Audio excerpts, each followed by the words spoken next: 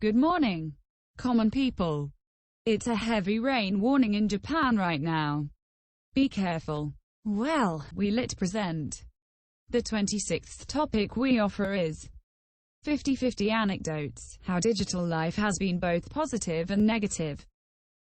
A number of these experts wrote about both sides of the story, taking the time to point out some of the ways in which digital life is a blessing and a curse. A selection of these mixed response anecdotes follows. James M. Hinton, an author, commented, "Having grown up in the pre-internet era, my childhood was spent in a substantial monoculture. There was a single shared set of values and beliefs that everyone was expected to conform to. As someone who did not fit into that set of shared expectations, and only grew further apart from them as I aged, this created a substantial sense of isolation and even oppression. The advent of internet technologies, and particularly the ability to communicate instantly, inexpensively, across the planet, has given me access to like-minded individuals who have eased that sense of isolation." This makes it sound as though my answer should have been that these technologies have created, and will continue to create, a substantial improvement for my well-being. However, the very technologies that have created these opportunities have exposed me to even more of the general hostility of the surrounding culture to those like myself. Rather than a small, local community isolating me, now there is sense that a substantial portion of the world, establishment and orthodox belief systems are actively opposed to my positions.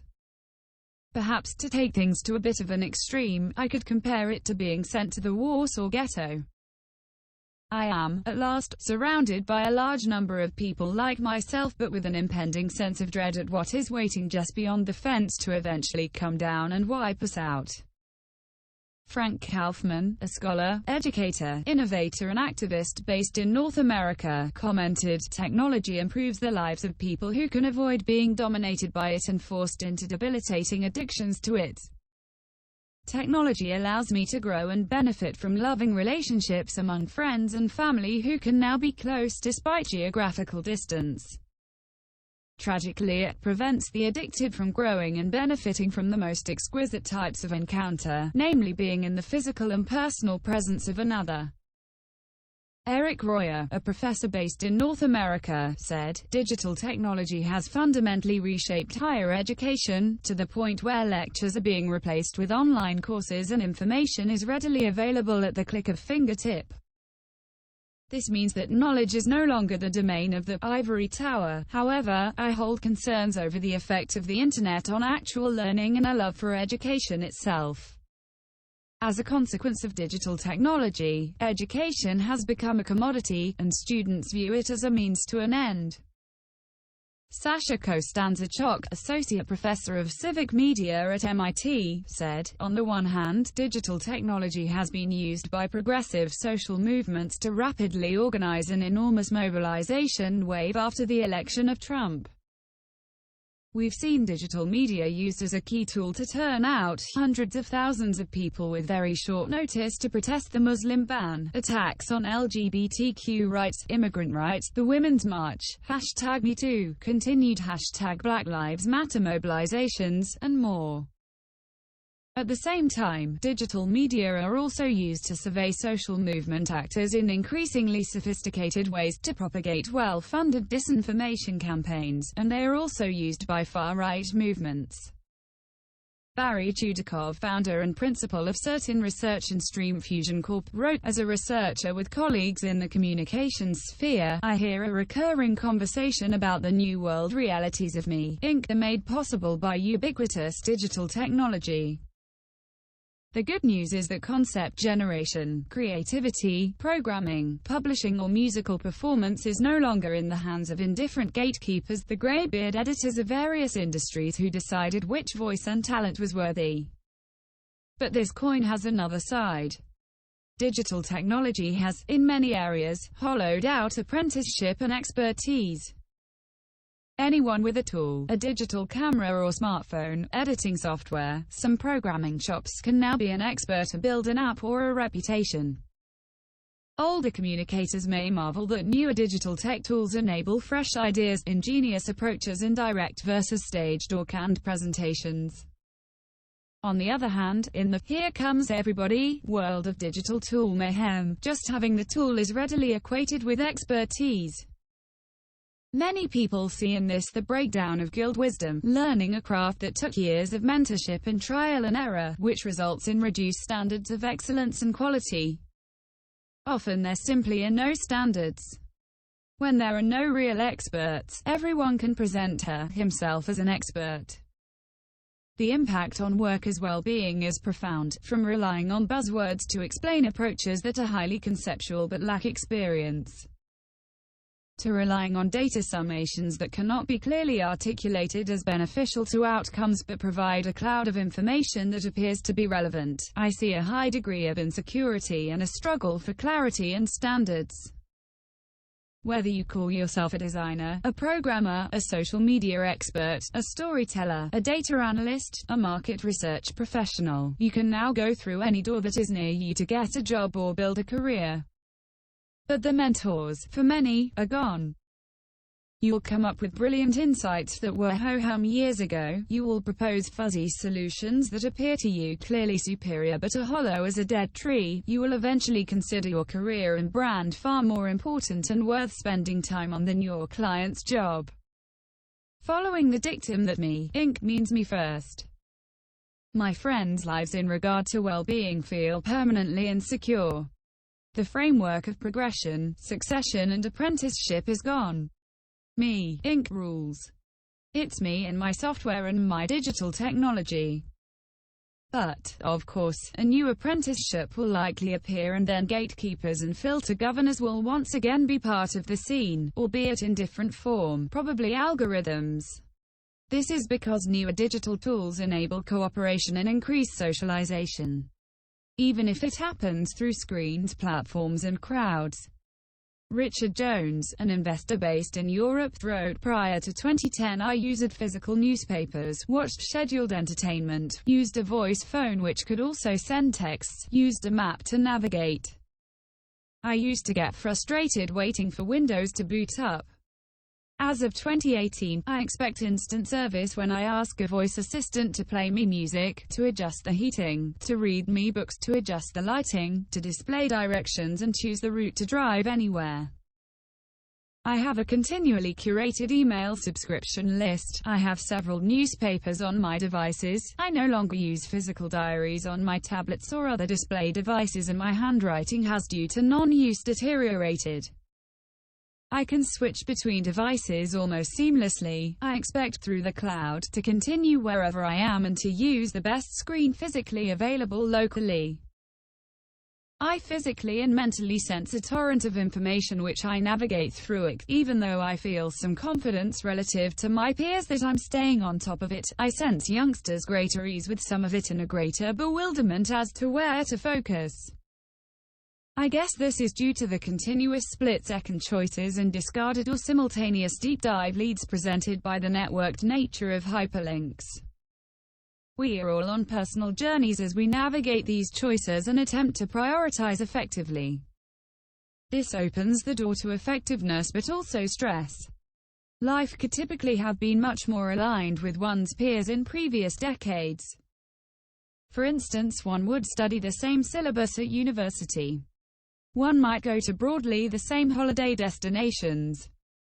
But nowadays the opportunity to self-curate one's education by increasing access to material presented by the best educators, to go off-piste the beaten trail, in research. To use drone footage of holiday resorts not only to select but to remotely experience holidays through high-resolution YouTube videos on huge screens in high definition is marvelous. I am particularly interested in the developments about to enrich the lives of elders living arrangements, the potential to physically monitor their well-being, IoT sensors based on motion, heat, pulse and analyzed by algorithms identifying exceptions to norm, or voice-controlled calls for help. I definitely suffer stress to do with feeling out of control or discomfort because whereas I typically lead a single-focus style of life, I now lead a much more immersive style of life. Deep dive focus with the associated memory capacity and recall used to be a good approach. Now, as search engines augment our recall and the information available is so vast, Edward de Bono's experience blotting pad becomes to me the only viable way forward. That means submitting to accelerated information throughput, letting the brain rank the leads by depth of import and relevance, and cross-correlate the hodgepodge into usable conclusions. Seth Finkelstein, consulting programmer at Finkelstein Consulting, wrote, "When the net was younger, many users of it were easily able to have substantive open forums where anyone could join. I very much enjoyed being able to have discussions with people who were at a status level far greater than I could have communicated with beforehand. On the other hand, that meant people at a correspondingly higher status level could be personally offended by what I wrote. In retrospect, for me, the trade-off was not worth it." This is now writ large in social media today. There's much more of a potential for becoming internet famous, which can be a blessing or a curse. But it's possible that there are many more and powerful curses around than blessings.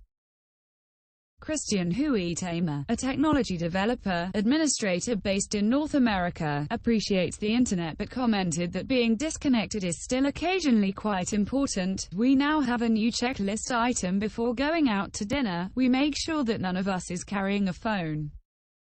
Andy Dima, journalist and activist user, wrote, "I use technology in almost every aspect of my life, as everyone I know does. It helps me make quicker, more informed decisions and it can connect me to anything or anyone at any given moment.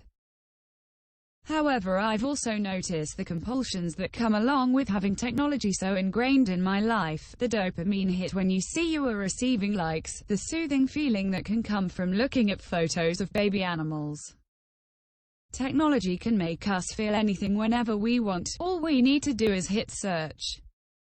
As much as it's great to plug in and be connected and feel limitless, there is no real total opposite of that in our society anymore. There is no way to totally shut it off or opt out. Most jobs require you to be computer literate or to have a cell phone that can be on your person at all times. Our greatest strength can also be our greatest weakness, and our human relationship with technology is a classic testament to that." Colin Trudeau, a professor of psychology at the University of Cape Town, commented, "The advantages of digital technology are clear, but there are also disadvantages. One memorable advantage was being able to track and keep in contact with my two young children, ages 12 and 7, when they were lost on a train in Germany. I was able to get them to approach passers-by, and get them onto a train that would get them to a designated location even though I was in Cape Town at the time. However, I can also tell stories about how much the ubiquity of digital technology has made everybody feel unsafe. The slightest disappearance of children or friends or adults from instant communication makes everybody highly anxious, almost always for no good reason. Last year my daughter, now 20, went offline in Paris, and we spent 6 hours fretting, worrying, etc. In other words, we need to weigh up the cost of worrying versus the benefit of making safe. My sense is that the former occurs with 100 times greater frequency than the latter, so then the important question is what weight to put to the two." Simeon Yates, professor of digital culture at the University of Liverpool, wrote, "Digital life can be dominated by email and time management tools. Even using these well leads to a significant increase in workload. This is not matched by changes in organizational structure and management practice to address this workload. This has long-term health impacts. But digital life is also good.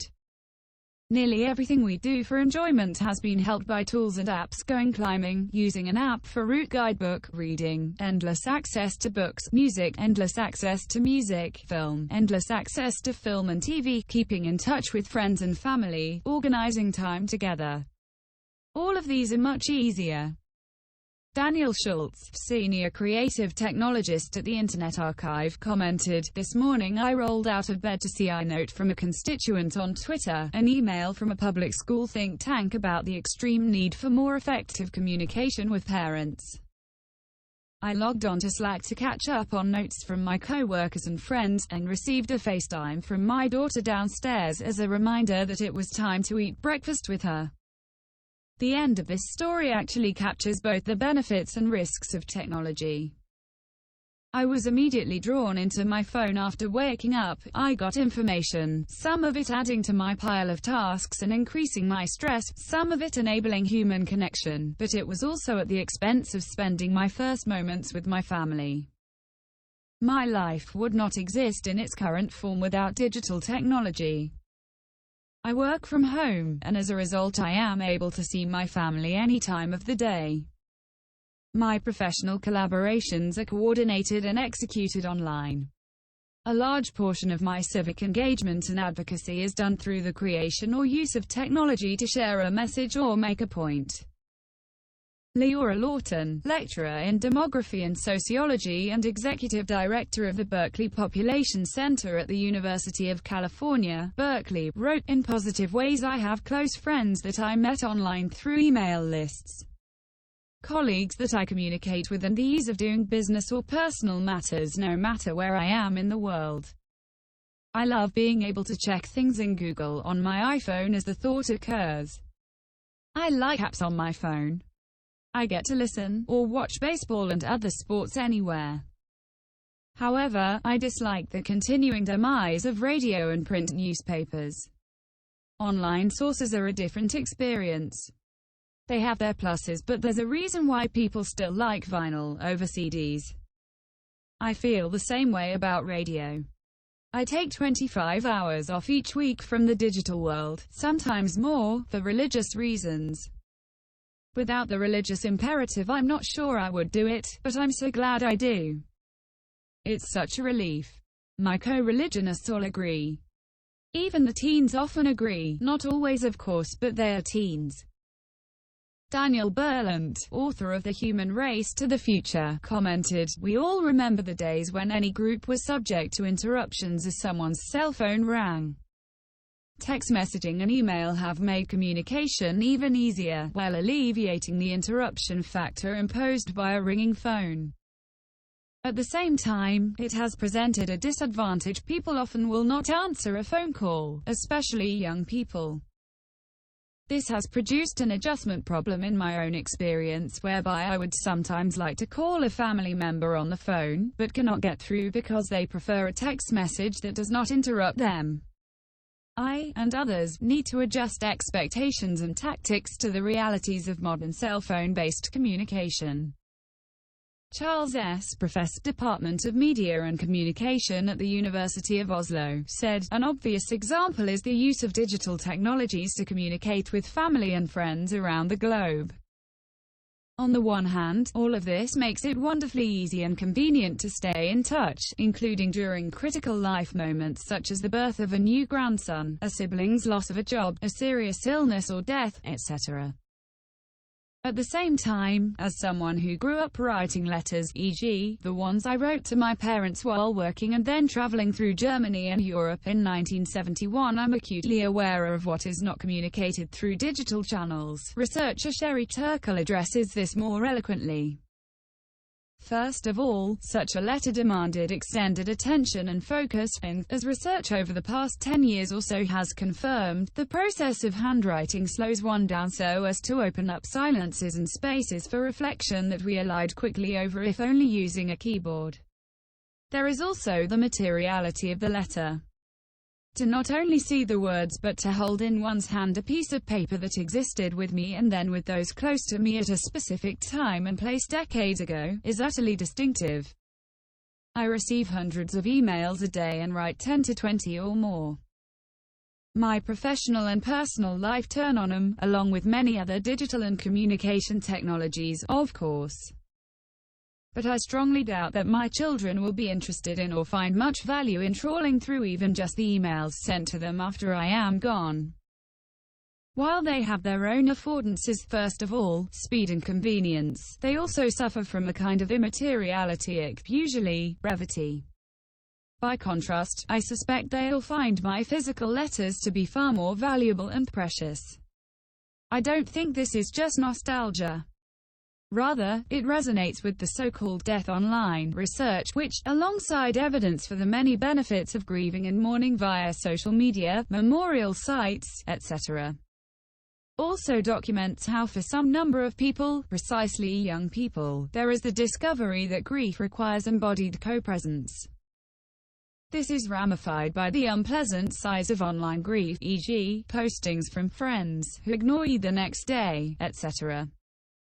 Again, there is some indication of not necessarily rejecting the digital entirely in favor of the analog, with all the caveats those terms require, but rather of attempting to find a better balance.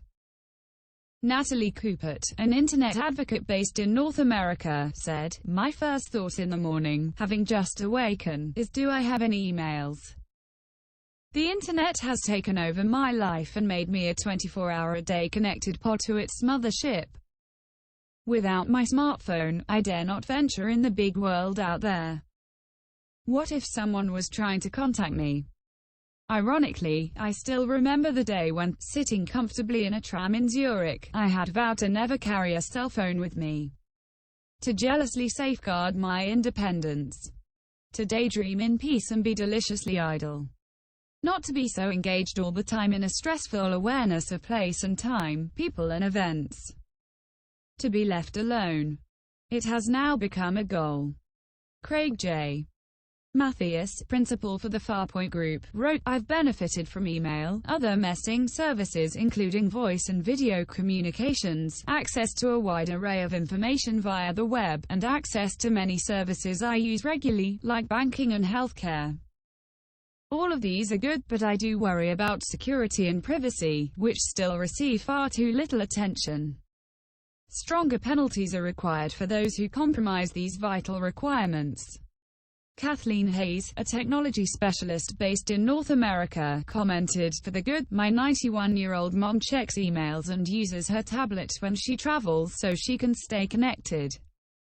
She uses the caller ID on her home phone to ward off robocalls. For the not so good, on her new car some of the controls were difficult for her to figure out. What used to be a knob is now a screen with a vague description of what it may or may not do." A professor at a major U.S. state university said, "I am able to share information with my family who live in other states more easily. We are able to see photos and share news to groups that would have taken longer in the past. I do often wonder if we really want photos of our children online, however. I feel concern about safety and well-being of children." Theodora Sutton, a PhD candidate at the Oxford Internet Institute, wrote, "Digital technology is interwoven into my daily life as it is with everyone I know. The first thing I do when I wake up is usually check my iPhone for messages and news or scroll through Twitter on my laptop to help wake myself up. I find it to be an extremely useful and relaxing way to see what's happening in the world without necessarily engaging. I also often use resources online when I'm struggling to fall asleep, as there is a rich library of calming content and most of it is free. A problem that I have with my digital technology is the way that boundaries are blurred. For example, context collapse on social networking sites, which make posting content a minefield, and can cause unnecessary anxiety. Another way that similar boundaries are blurred is in the activities I use the laptop for. Both working and relaxing can be provided by the same portal of my laptop screen, which I find unhelpful, as when I'm working there is always a distraction available. And when I'm relaxing it's always possible to quickly check my work email, both things which can hinder the task at hand. Richard Padilla, a retired system administrator, said, "Tech has changed the development of the lives of everyone. A need to refine its processes for better growth is now the requirement." Michelle Walford, a North American communications specialist, said, "I have witnessed family members unable to join conversations, sit at a table and not bring their phones with them, etc.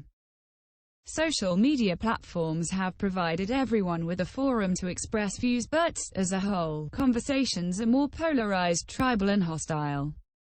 With Facebook, for instance, there has been a huge uptick in fake news, altered images, dangerous health claims and cures, and the proliferation of anti-science information. This is very distressing and disturbing. People are too willing to share without doing their due diligence and fact-checking first. People now get their news from sources that are only aligned with their belief systems or tribe, and freely shut out any information that they don't like or agree with. On a positive note, if one is interested in diverse opinions and views, the ability to make informed opinion and decisions is at one's fingertips. I learn something new on the internet every day. GPS, maps, navigation have transformed my personal transportation. It has changed the way I shop, source local materials, find out what is going on in my own community, or, when I travel, immediately connect me to inside information about a new town or city. I used to bring along a Rand McNally map. Now I use Google Maps, and while I miss looking at maps, the technology now is so accurate and convenient. I am an avid photographer, and the multitude of editing apps is astounding. I have 40 installed on my iPad, and they have transformed my artistic efforts. My grandson lives 3.5 hours away in a very large city, not a pleasant drive for me, so being able to FaceTime him is a development I treasure. Timothy Leffel, a research scientist at the National Opinion Research Center, NORC, at the University of Chicago, one of the largest independent social research organizations in the U.S., said, "I probably spend more waking hours looking at a screen than not. And this seems to be the new normal, which is a bit jarring. If you told me 10 years ago that this is what everyday life would be like today, I'm not sure what I'd think. I'm not sure what I think today, even. I have superficial knowledge of any topic at my fingertips, which is incredible. But with that knowledge comes a highly addictive and hidden reward system that probably leads me to overestimate the positive impact of computers on my life." Bouziani Zaid, an associate professor at Al Akhawain University in Ifrane, Morocco, wrote, "Changes in quality of life, whether positive or negative, cannot be reduced to our uses of technology. It is a human tendency to idealize a past that probably was never as good as we think it was. Well-being is improved and lessened due to hyperconnectivity." Kathleen Harper, an editor for HollywoodLife.com, said, "GPS has changed my life, for the better. It sounds dramatic, but I honestly don't know what I would do without it. I am what they call directionally challenged, and I'd forever be lost without my handy-dandy smartphone, and my backup portable charger, of course. Living in New York City can be intimidating, and it's quite easy to get lost. Without step-by-step GPS in my subway app, I definitely wouldn't be able to explore the city, attend events, and try new things as much as I do. Playing devil's advocate though, maybe without it, I'd be forced to actually learn and/or memorize the city, which would in turn expand that part of my brain and make me a more well-rounded person." Mark Richmond, an internet pioneer and systems engineer for the U.S. government, wrote, "20 years ago my daughter met a man 8,000 miles away. Yes, it was via internet. They married and she has lived there ever since. Despite the distance, we are able to stay in regular contact, including routine video chatting. My other children and grandchildren use social media either very little, or sometimes way too much.